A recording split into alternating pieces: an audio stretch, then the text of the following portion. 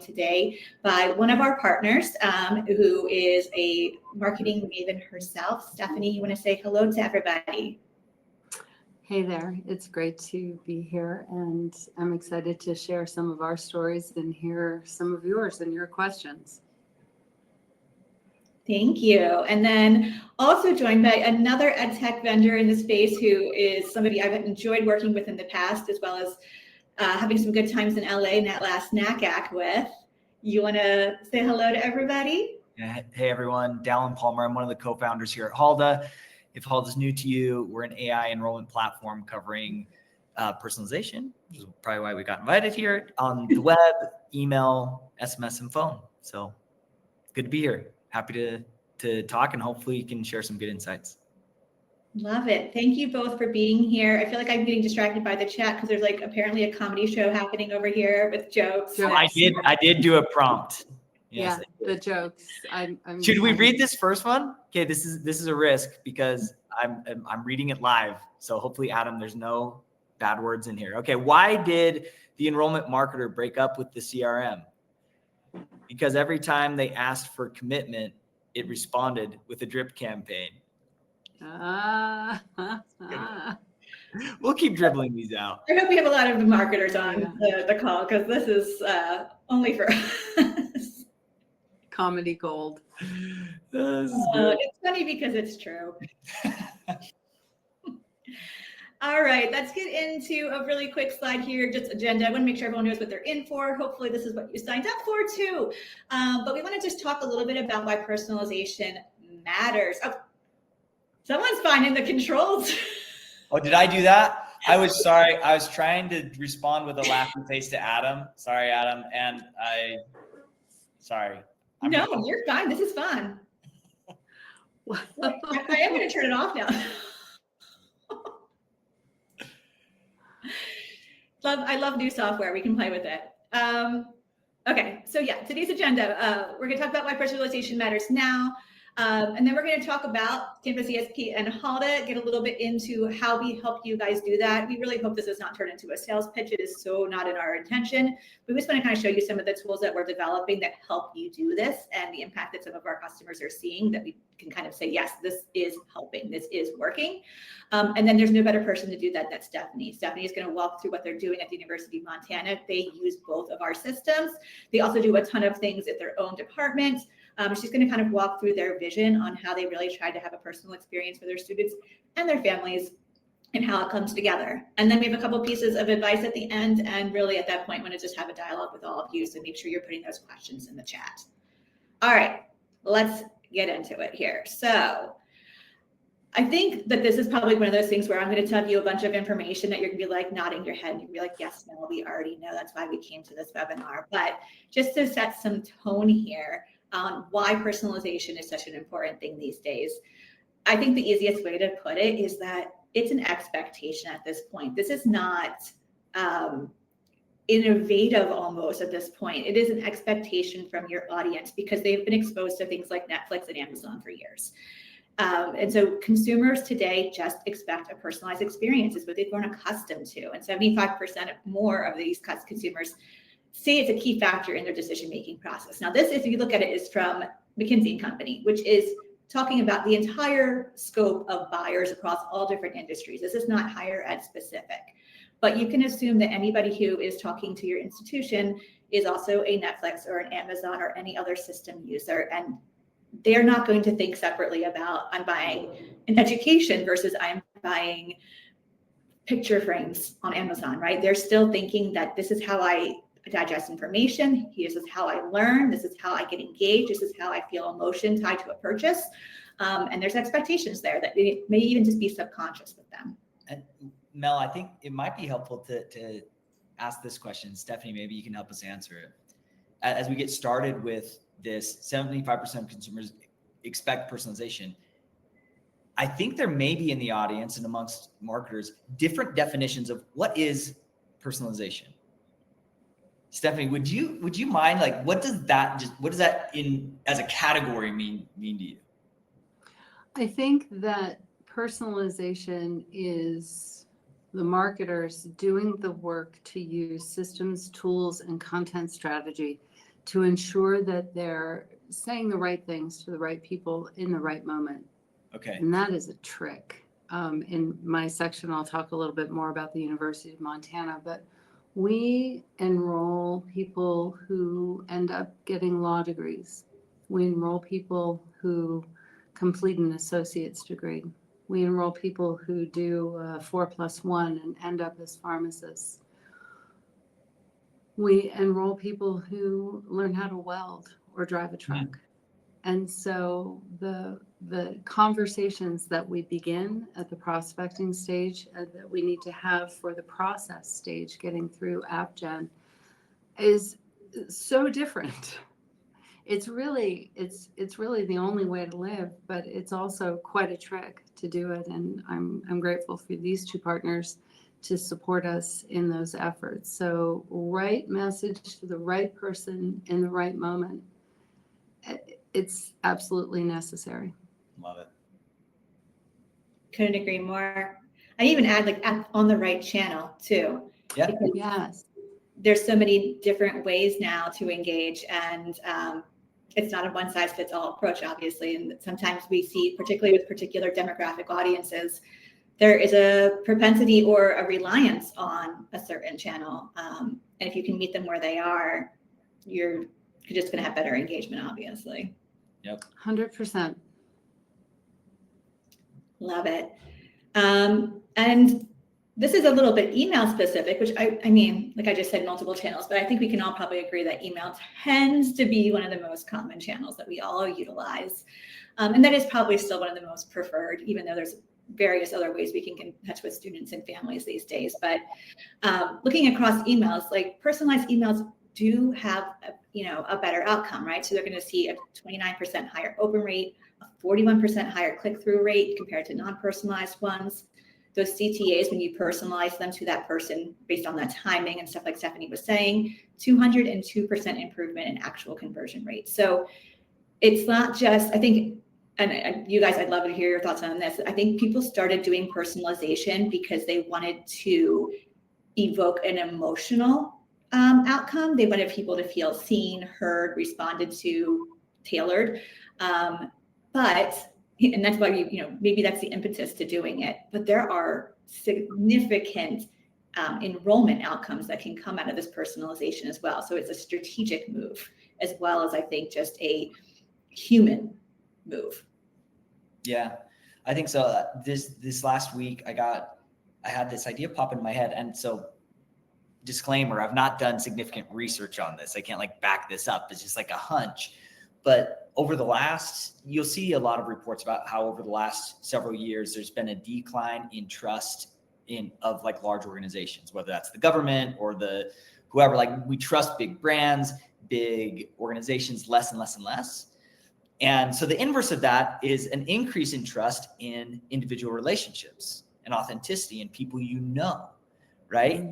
And so someone ought to, or I can have Halda do it, but it takes me too long. So someone else do the research to say, to study this dynamic. But because the hunch is, and I think we're seeing this in the data that you shared there, Mel, is that we don't trust the big ad as much. You even see this on Instagram. What do people follow more and want to buy because of? The influencer, the individual, the person that they feel like they know and have some sort of connection to. Influencer marketing is bigger, and some of the ad strategies are less effective. And so I think it'd be really interesting to get more data around this dynamic of a slide in trust in institutions and an increase in reliance on authentic connection and individualization, personalization. And I think that's a real challenge in higher ed because we deal with so much volume. Mm-hmm. We have such limited staff, and yet all the consumer preferences and just the way that sentiment is going is requiring that individualized attention to win and stand out in the market. It creates a real challenge for sure. I couldn't agree more. And I think that juxtaposition of the market's desire and kind of changing landscape for a whole host of reasons really makes it important for us to find the right tools and tech in the right moment to help facilitate that. So the AI emphasis that we are placing on a lot of our user experience on our website properties and engagement through the enrollment funnel has really started to pay off for us and given us the efficiency that we need to keep our actual human connectors, our counselors, making the right calls, making the right connections in the right moment directly. And, where we can use tech to shortcut that or facilitate that, all the better, because there just are not enough bodies over there in Gilkey Hall to do all the calls and all of the engagement that we need. Yeah. And yet, if we can optimize our time to make more of those real human connections and not have to do other types of work, Mm-hmm. Right. Answering the same question about financial aid. Yeah. Yep. 100%. Yeah, I saw something actually this morning on LinkedIn. It basically says, "I use AI so I can be human."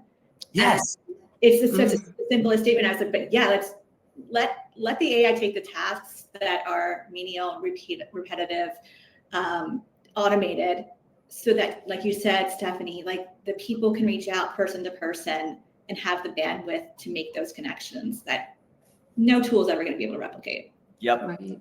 Because these experiences are what's fun, the dialogue, the interaction.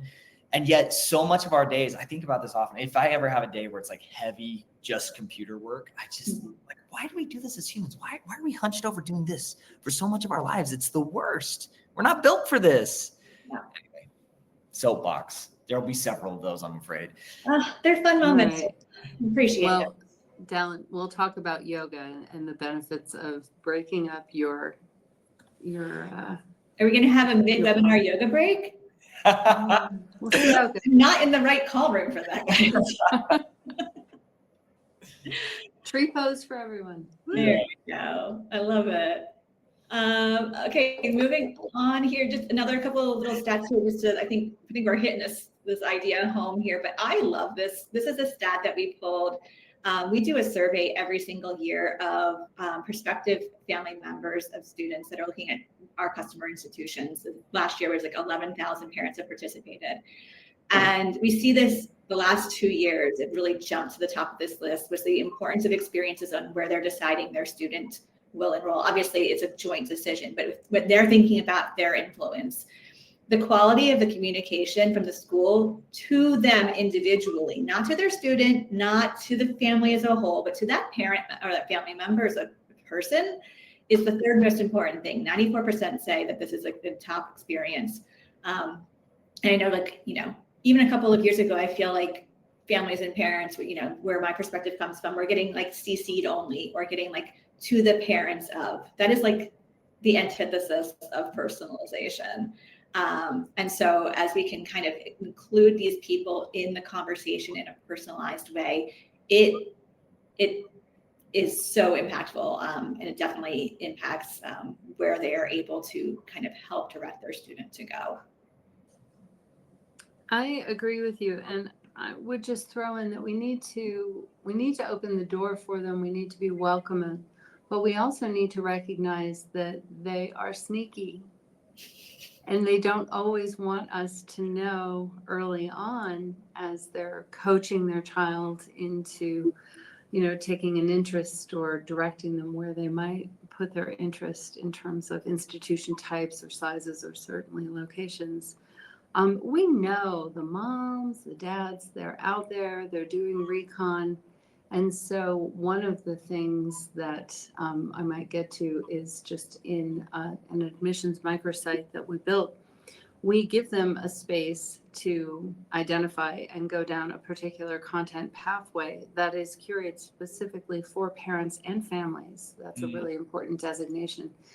But we also drop in some nuggets and resources in places that aren't specifically for them, that they think they're kind of hiding and just secret shopping us. And then we say, well, hey, here's campus ESP, or are you a parent or a family member? We have additional resources, and draw them in that way.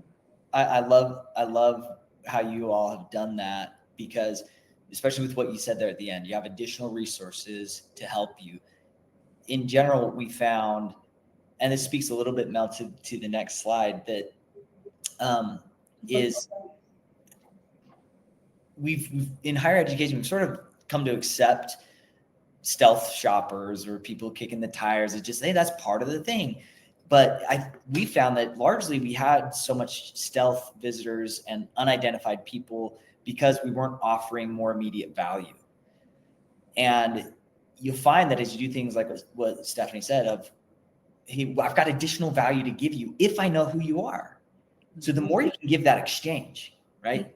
If you tell me a little bit more about your background or your high school and your GPA, I could give you a scholarship estimate. If you tell me more, if you tell me that you're a parent, I can give you specific tooling or invite you into our campus ESP ecosystem. You know, like, so as we offer value, it unlocks the personalization and helps us to provide a way better experience. So what I've got on the slide here is all the interactions, all the personalized interactions that we power. We always ask the person that we're interacting with, was this helpful? Because the North Star, we believe, is the brand that's the most helpful has such a higher chance of winning that student, right? Like, that's the best type of enrollment marketing is, let me just be more helpful to you. And the only way to be helpful is to personalize, is to understand something about you and respond to it. And what I think is really fun about this is we analyzed 2,000 of pieces of that kind of feedback where people describe their emotional journey of like what they were feeling before and then what they're feeling after a personalized experience. It's wild. Like, a lot of the times you see folks responding with things like, I didn't know if I could do this, but now that you've spoken to me directly, I feel seen, I feel supported, and I feel confidence that I can accomplish this. And so, Mel, you said it earlier, just, it's so amazing that a tactic like this, A, is supported by modern technology. We can actually do it without killing ourselves. B, we get way better hard results to help us meet our classes and keep our organizations healthy. But then C, it's also a win for our audiences. It's something that truly delivers value to them. And that's why I love working in the space, is that I think there's some types of businesses where exchanges can be a bit of a win-lose. In this one, it's a win all the way around. Yeah, for sure. It's just better for everybody. And I don't know if you see this either at, overall across all customers at Halda or at Montana, but like, I know we've done specific deeper dives into this kind of before and after for certain audiences. And one in particular is first generation families and students. The emotional change when they feel supported is, honestly, the first word I want to say is heartbreaking, because the fact that they have felt so lost perhaps at the beginning of their journey is disappointing. But they don't know what they don't know. And so when they start to get something that really is tailored to them and someplace that they feel supported and safe place to ask those questions and get more information, the impact is incredible. Yeah. All right, I am going to go into a little bit here now about what we're doing at Campus ESP to help institutions communicate with a personalized approach with families and parents. I'm going to time box myself because I'm looking at the clock and I'm like, wow, good conversations take time.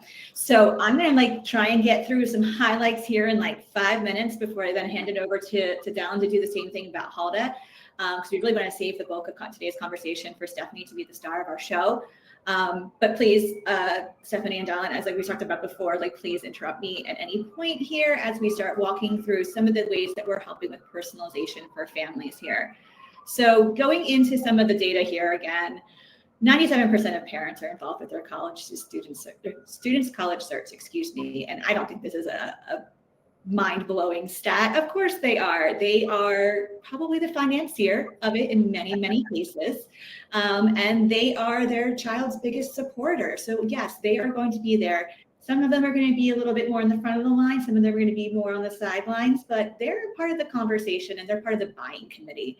And so we just really see when they are welcomed into that role, instantly, there's probably an advantage from an enrollment standpoint. We also see that parents today expect to be part of that buying committee. 81% of families are expecting to be communicated with by you at least weekly, at least. They will take more. There is not too much with this audience. If they don't want to read that email, they'll just delete it. They'll be upset if you didn't send it. They really are craving this constant communication. But it is easy to just CC a family member on something that you're sending to a student, or to send something that is very generic. And we know that it is hard to add this audience to your already very busy schedule and all the personalization and reach out you're trying to do to students. So Canvas ESP really exists to try and help you create a one-stop shop for your families that feels and truly is personalized based on what you know about them. So it kind of creates a little less of that bottleneck for you and what you need to do. So we'll get into a little bit more when Stephanie talks about what she's doing, but really what this does is it's pulling data from your CRM in about what you already know about that student and that family member to create a personalized destination for them. So their portal experience is tailored based on what we know. So they're going to get different information based on if their student is at the inquiry stage or at the application stage or has been admitted. You don't want a parent who has an admitted student coming in and seeing about deadlines. That's not applicable to them. And that's when they first know that they're getting a one-size-fits-all experience, right? When the messaging is not being tailored. So what Stephanie said before, they need the right message at the right time. The right time is probably right before that application deadline. If their student hasn't enrolled, they need to know that student has not submitted everything, right? And we use this term nudge the nudgers here at Campus ESP, and it started kind of as a tongue-in-cheek little thing, but really the person who is reminding them of deadlines and all the other to-dos that come with the admission process is generally someone in their family who's helping them through this journey. So making sure that they have the right information is paramount. Also, to the point that we made earlier about, like, letting AI and technology do the things so that you can focus on being a human. We have something in Campus ESP called Parent Promoter Score, which is basically an algorithm that's just running in the background, and it's looking at the engagement of that individual family member and elevating that to you so that you can see who your most engaged families are. We have a lot of institutions that use this in different ways, but one of my favorite ways is they take a look at who their most engaged families are, and then they correlate that against the student's interest level. And they can kind of create this super score on, okay, where are my people who have not applied yet, but there is an interested party in this household. It could be mom and dad campaigning. It could be a student who is really interested, but they kind of use that to elevate to their admissions counselors the must call list. These are the people who truly are responding to what we're putting out there. And the human touch could be that item that pulls them over from a lurker online to a full applicant to an enrolled, admitted, ready to show up in August student. And we really do see that this actually leads to better enrollment. When we look at the parents that are in the top quartile of those engagement scores, their students are 3 times more likely to enroll. So that human touch can really push things over the edge. A couple of things that we're doing in Campus ESP to help. One of them is something we have called Admissions Dashboard. If you have in your CRM a checklist that it displays for your students, I think most CRMs have it at this point, and they can kind of see you don't have your SAT scores submitted, you don't have a transcript received. That is great, and it is super helpful for the students, but it is also really helpful for parents to know that this is missing because they don't know what they don't know, and they might be the person who needs to help things get over the line. This allows this data to be allocated to that parent specific to that student. So talking about personalization, this is 100% personalized to this parent, this family, this student, this process where they are, and can really get them to actually move things through and get that actual application and that enrollment submitted. And then last kind of featurey thing that I promise I will talk about is our AI-powered content. We were always talking about AI today. There's so much that you wanted to personalize, and I feel like the human element is where you really should put that effort in.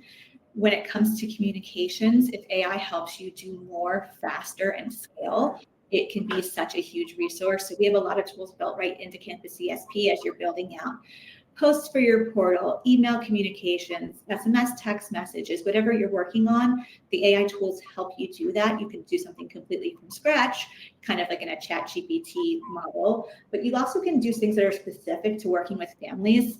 One of the things I think that has gotten the most usage from our customers to date is they can upload something they've already drafted for the student audience and just click a button and it changes it to being talking to a parent. So it's very simple in terms of changing a little bit of the tone, a little bit of the wording, but now you have something that feels more tailored to a parent.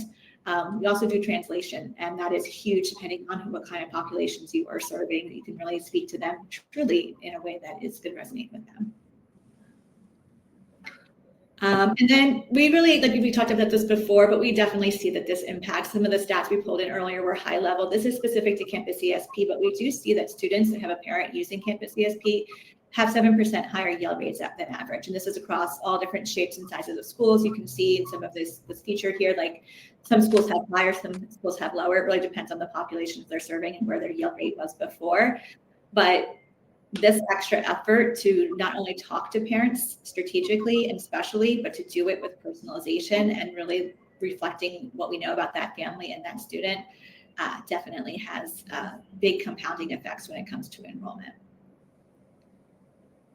I think one of the things that contributes to that increase in yield is that for parents, as it is true with recruiting the student, you have to have so many layers of engagement with them. You can't just lean on one, brochure or a postcard series or emails from campus. Having those newsletters come up through on a regular basis, and the set it and forget it, it's not exactly forget it, but it's just ridiculously easy to incorporate. And it's one of the reasons why I'm so glad that we have Campus ESP. I love that. Yeah, I feel like anything that we can do to help us do more in terms of outreach, but not put a burden on the very small stats that I know many institutions are facing, just allows you to focus the energy again, like you kept saying, like focus your energy on those personal touches and allow some of the amazing tech that's being developed to do the rest of the work for you so that you have this like holistic approach and you're kind of firing on all cylinders as much as possible. And I can't believe I forgot to tell you this, Melissa. This is embarrassing. Right here, right now, I'm going to tell you a thing. I have 2 Campus ESP accounts. I have the University of Montana one. I'm a secret shopper and checking things out and looking at our dashboards. Sometimes, depending on which of the many devices that I have to log out and log back in because I have now a rising senior at Kane University in New Jersey, who is one of your clients. And so her enrollment process involved me using Campus ESP to help her keep track of her actions. I love hearing that. I think it is so fun when I talk to people who work in the admissions and enrollment world who now have their own students entering the college world. And these are people who do so well at their jobs and are so good at what they do. And then they become the parents. And for the first time, they're like, oh, okay. It's very humbling. It's a whole nother ballgame. And I think humbling is great. I mean, I'm just starting to get there. I have a son who is going to be a junior next year in high school. And we already have received at least 10 pounds of brochures just in his sophomore year. And I am collecting them for posterity. I just want to see how tall the pile gets by the time he actually hits graduation. I like that your measurement rubric is in pounds. Put it in resin and create art with it. Ooh. Yeah, I'm sure he'll want to take that to his dorm room with him as a memory, right? Bookends. You can make bookends. That's right. All right, I'm going to hand it over, and Dalen, you're going to talk a little bit here about what HALT is doing to help with that personalization aspect for the students. Yeah, I'll try to talk about this in terms of just like principles that you can apply in your own work. And so, we'll illustrate that with a little bit of how HALT goes about this, but I'm going to take you way back to the spring of 2020, not because the pandemic all broke out. I know that's a scary place for us all to go. I know that's scary, but You might be triggered right now. I know, right? Spring of 2020, Lance and I'll spare you some of the details, but we're trying to reinvent our business a little bit. And we kicked off a survey with a number of institutions. And we asked, I think we had about 50 institutions participate, where we were essentially asking, hey, what are you trying to accomplish with your digital outreach, your marketing, your enrollment marketing? What we knew was that almost every survey that you see where people are trying to identify what are the most important communication channels, the website comes back as the number one every single time. That's what I rely on the most to get information about an institution. Then the next thing that we said to people, like, okay, where are you driving traffic and what do you want to get out of that traffic? And they sent us those pages, and they said 80% of response says, I need more leads to come out of the traffic that I'm driving, or more engagement if it's a search campaign, they already know the people. And we went there and we noticed a few things. The biggest thing that we noticed as we wrote these reports over and over again was that the calls to action were very clear. Apply now. Learn more. You might have heard these. Contact us. Right? They just weren't super compelling, right? So as you put this on with the lens of personalization, historically, we've been able to do our recruiting in higher education in sort of a me marketing approach, meaning you should be interested in me, the institution. You, student, should be interested in me, the institution, and you should want to learn more about me. That's been the approach, right? Request more information about the institution. Learn more about our programs. All of the positioning, and I invite you to look at your own messaging from this lens. Are you a me marketer right now? Are you saying, come learn more about me, me, me, me, me, me, me? Personalization does not work if your marketing is me-centric. It has to be you-centric, right? And that was a bit of the unlock that we had, is like, we need to have relationship-first recruiting. Now, when it comes to actual individual conversations, I think we all do this naturally, right? No one gets into the business of higher education if they aren't really interested in watching students succeed, in helping them meet their potential. And that's what energizes all of us. So like in our day-to-day work and in our human interaction, I think we all do this very naturally. But unfortunately, in a lot of our marketing and a lot of our website and digital properties, we're me monsters, right? And I think it's because historically it's been so hard to personalize. So all we can do is talk about ourselves. But as you find ways to flip that script to say, no, I'm not going to first tell you to learn about me. I want to first learn about you. What are you interested in? What do you need right now? How can I help you? It can be subtle, but look at all of your messaging. Look at all of your marketing from that lens. How can I help you? And you'll start to see these types of results. So we did a side-by-side comparison with one of our partners just recently, and where we segmented the part of their class that went through all this personalization and individualization experience and those who didn't.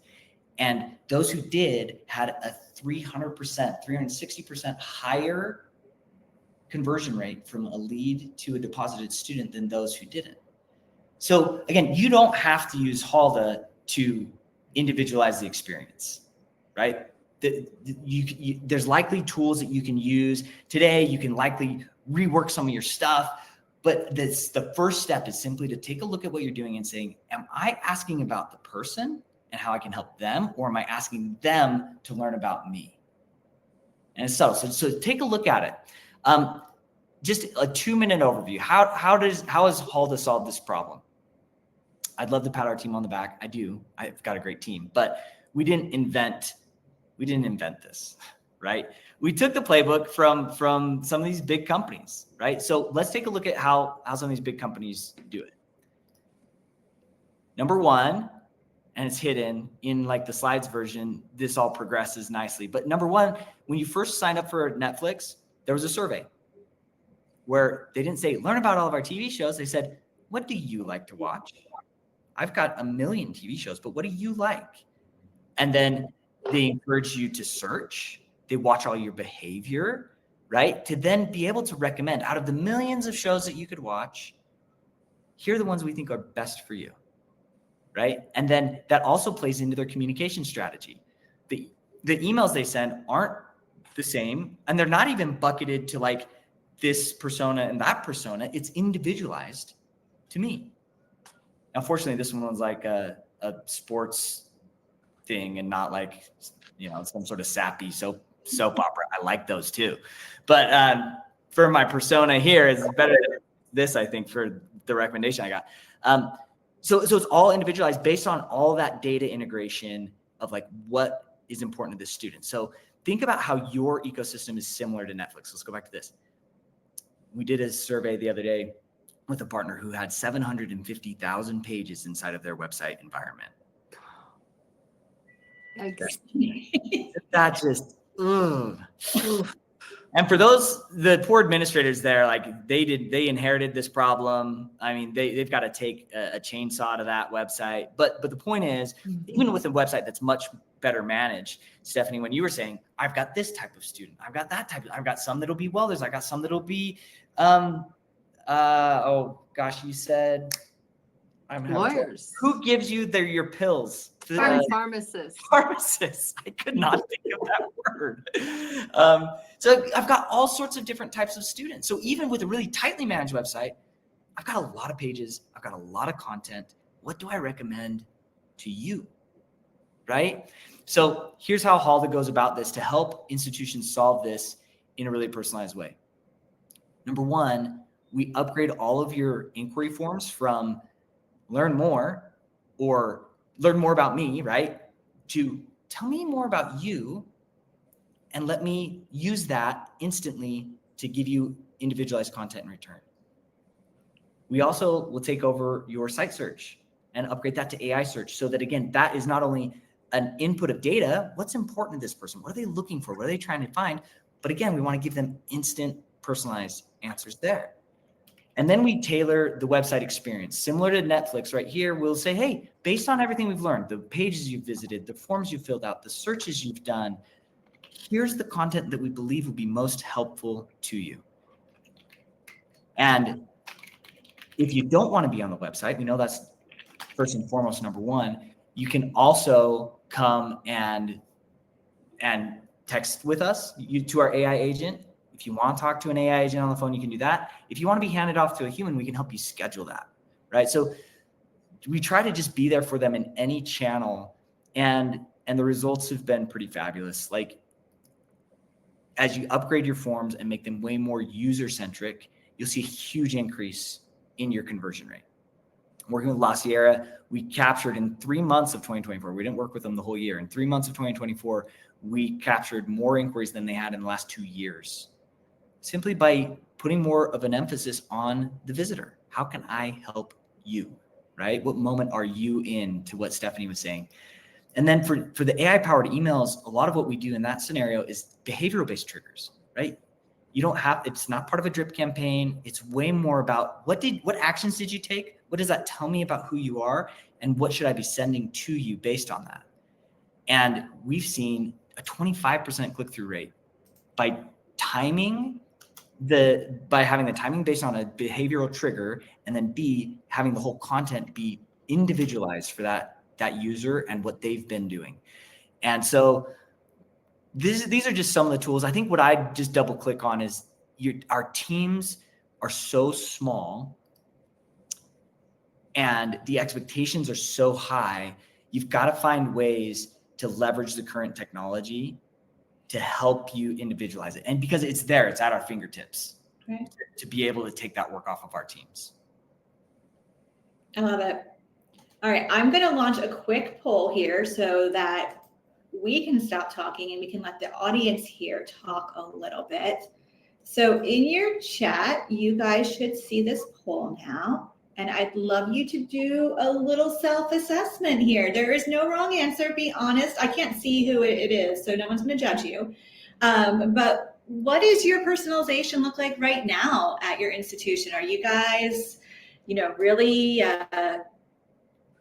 doing a great job? Or are you like, ooh, based on what you guys just shared, we have some work to do? I'm seeing these coming in. I love it. No one's giving themselves an A, but no one's saying they're a disaster. Oh, there we go. There's an A.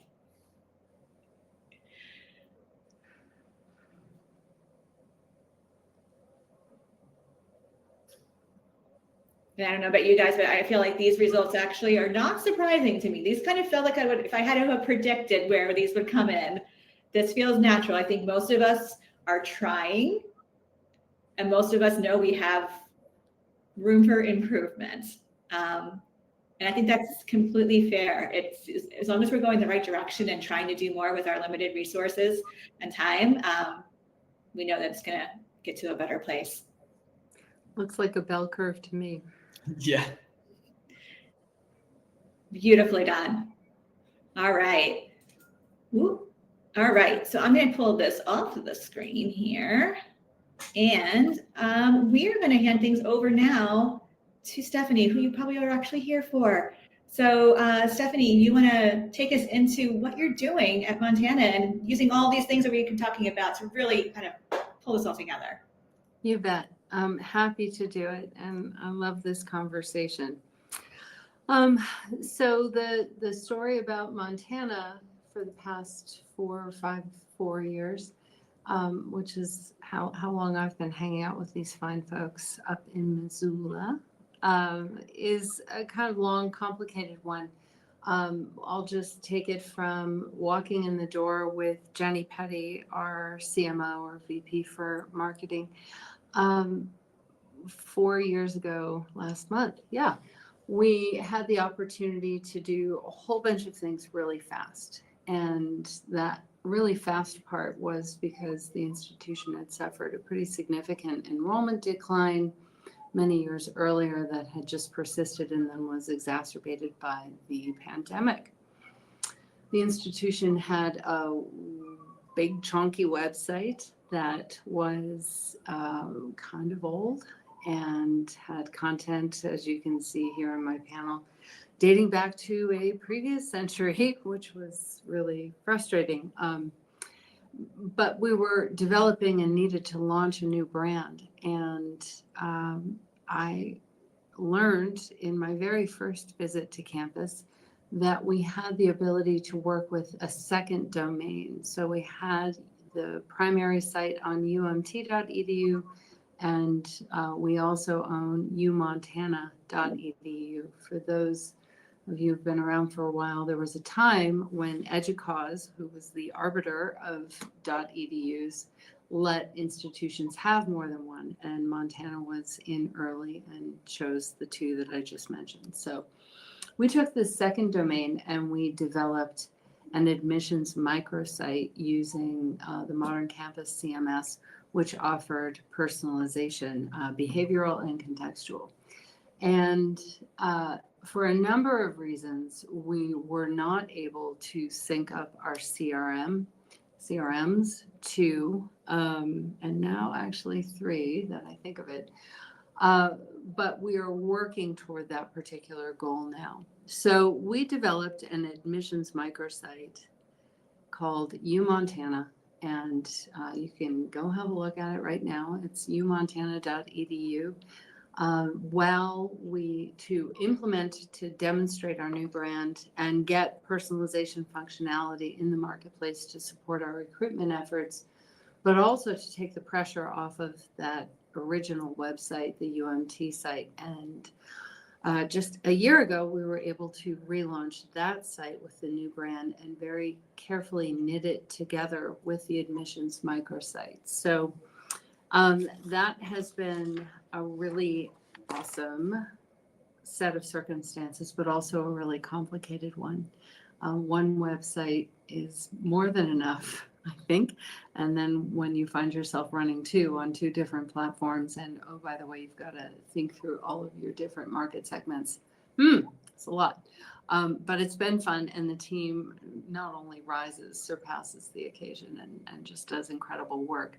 But to my earlier points about all of the markets that we serve, we have 550 academic program offerings available to that wide range of prospective student markets that I mentioned before.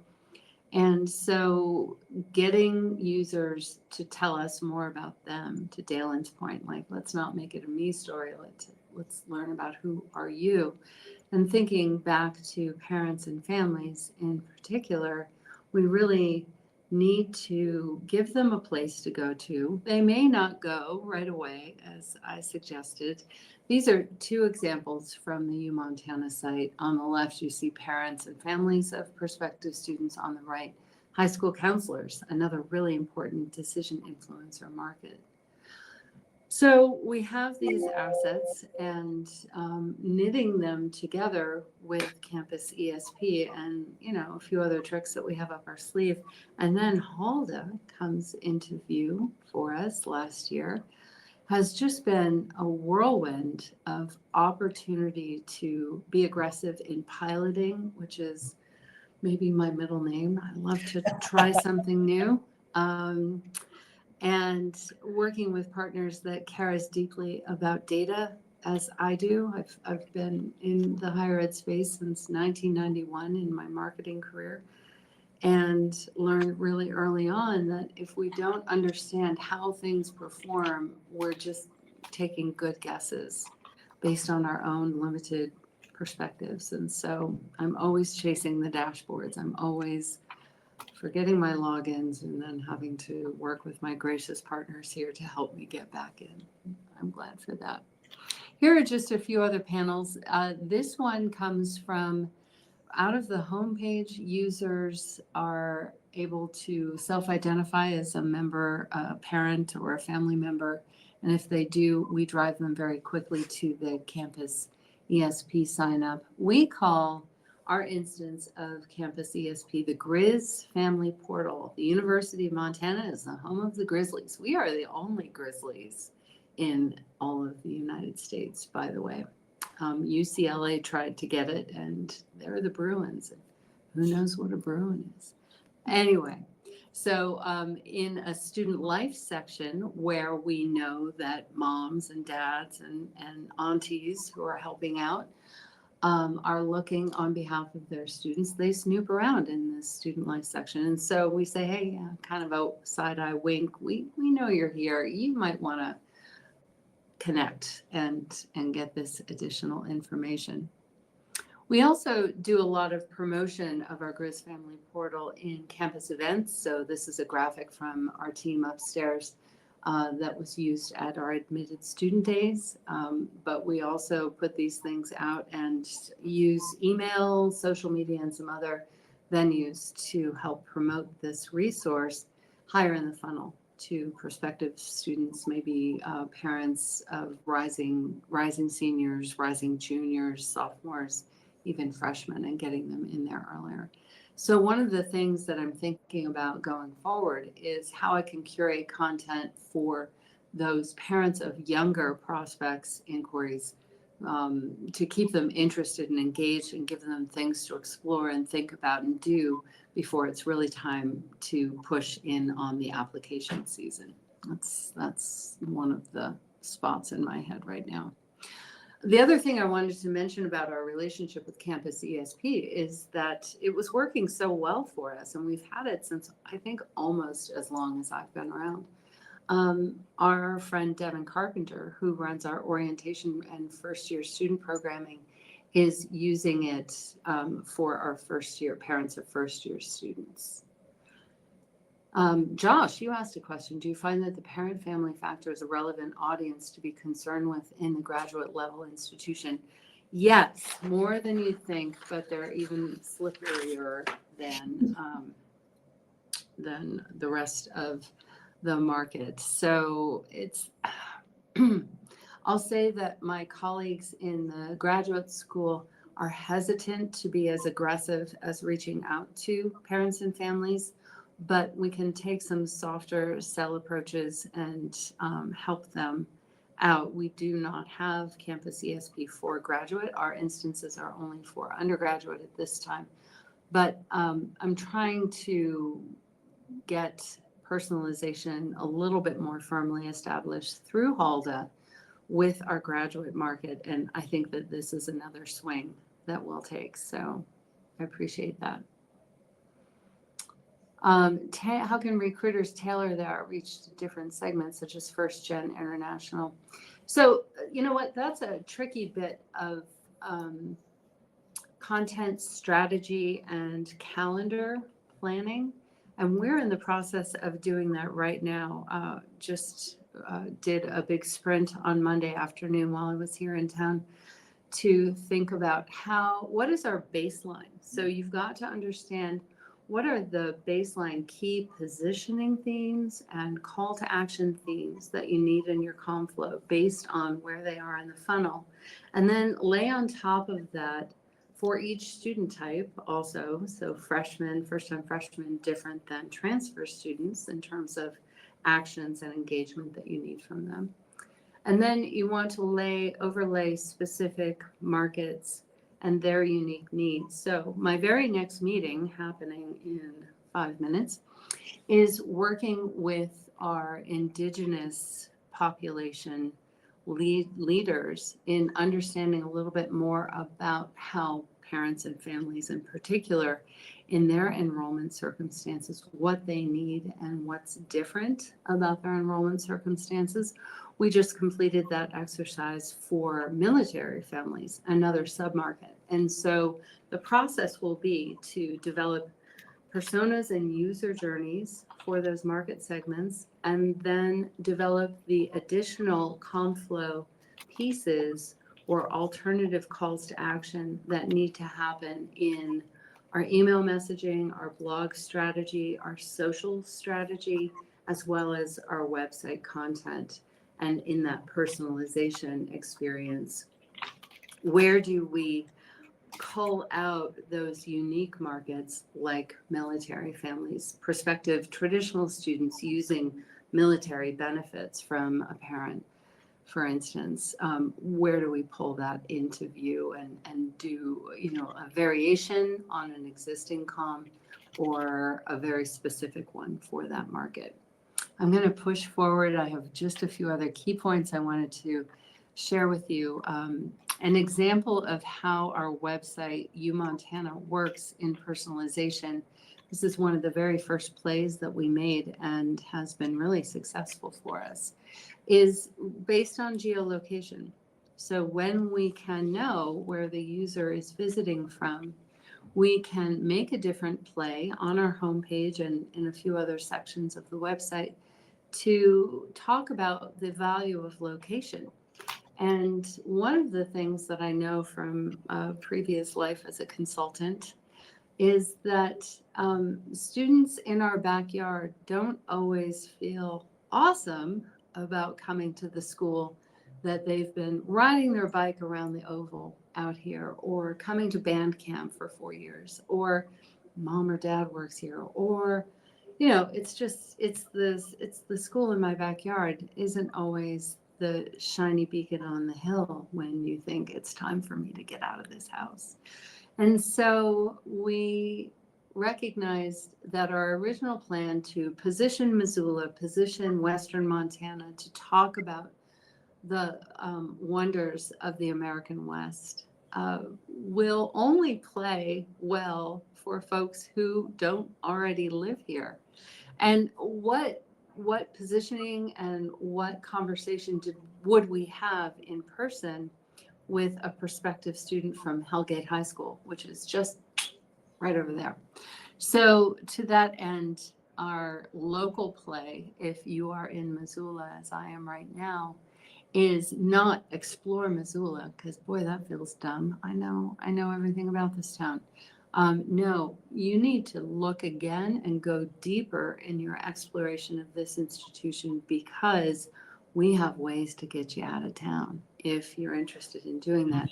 And we have assets and resources that you couldn't even imagine. We have student exchange. You could attend college in California or go all the way over to my home state of Pennsylvania and still be enrolled at our institution. I'm going to stop there and take a breath. There are some other great examples here in the deck. This is an example of the UMT website and where Hulda comes into play. And this is an example of how we use our beautiful Hulda interface to say, okay, wink, wink, we know parents, families, you're here, and get them right into Grizz Family Portal. How are we doing on time, Melissa? We are literally at time. We are about to be a minute on it, and I know you in particular have another meeting here. So I'm going to throw this up on the screen real quick. This is, my gosh, I can barely see it because it's just us here. But our email addresses are here. So if you didn't get to ask a question and you want to follow up with any of us, please do. We are so happy to hear from you and answer any questions. And I'm going to throw one more poll up on the screen really quick to see if we have anybody, but got to figure out how to do this somehow. Come on, here we go. So really just kind of a more self-serving question here though, but if anything that you saw today is of interest and you want to make sure that we follow up with you, please let us know. We want to make sure we're reaching out to you in a not annoying way, if it makes sense. So please just let us know here. But other than that, I just want to take the last 30 seconds we've got here to thank you, Stephanie, because I know you in particular have a crazy busy schedule right now and are really kind of just doing all the things. So thank you for taking some time to share out what you're doing. Because I think, going back to that first poll that we had, I would give you guys an A. You guys are on top of things and we've seen your examples. Thanks. I appreciate that. I'm a little bit of a harder grader, and so I feel like we are at a solid B-, but I'm going to fix that. There's always room for improvement, right? Indeed. All right. Well, thanks again. Dylan, you want to say anything to wrap us up here? No, just thanks. Had a great time. Hopefully everybody learned something, and I'm sure we'll see everyone around at conferences as we're coming into the busy season. All right. Well, thank you everybody who's still here. I know you all have things to go to, but appreciate your time today. Everyone have a good one.